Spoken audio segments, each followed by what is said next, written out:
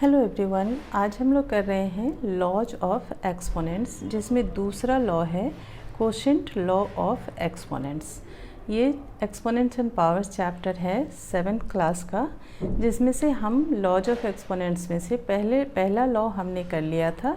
पहला लॉ था product law of exponents. आज हम करेंगे कोशेंट लॉ ऑफ एक्सपोनेंट्स। आपको पता है कोशेंट्स जो है डिवीजन का आंसर होता है। तो मान लीजिए कि एक जैसे a to the power m है, ठीक है, और divided by a to the power n है। तो यहाँ पे देखिए आप, बेस सेम है दोनों का, तो हम इसे कैसे लिख सकते हैं। पहले तो आप इसको a to the power m upon में a to the power n लिखेंगे, और बाद में फिर आप लिखेंगे a to the power m minus n। ऐसा क्यों होता है? ये रूल है, ये लॉ है, पर मैं आपको एक एग्जाम्पल देकर समझाती हूँ। जैसे यहाँ पे हम मान लेते हैं कि 2 टू द पावर 4 है, ठीक है, और divided by 2 to the power 2 ले लेते हैं, ठीक है। दोनों का बेस सेम हो गया जो हमने यहाँ पे लिया है।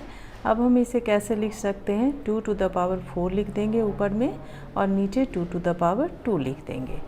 और ये लॉ जो है वो हमें बता रहा है कि हमें लिखना है, बेस सेम है तो बेस लिख देंगे और पावर यहाँ पे माइनस हो जाएंगे, यानी कि फाइनली ये क्या बच के आ जाएगा? 2 टू द पावर 2, ठीक है।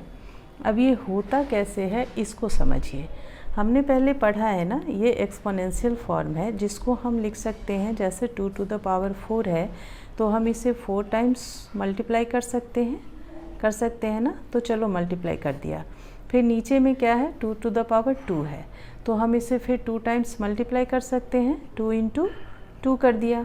अब आप देखिए, ये कैंसिल हो जाएगा इससे और ये कैंसिल हो जाएगा इससे, तो फाइनली हमारे पास बचा क्या?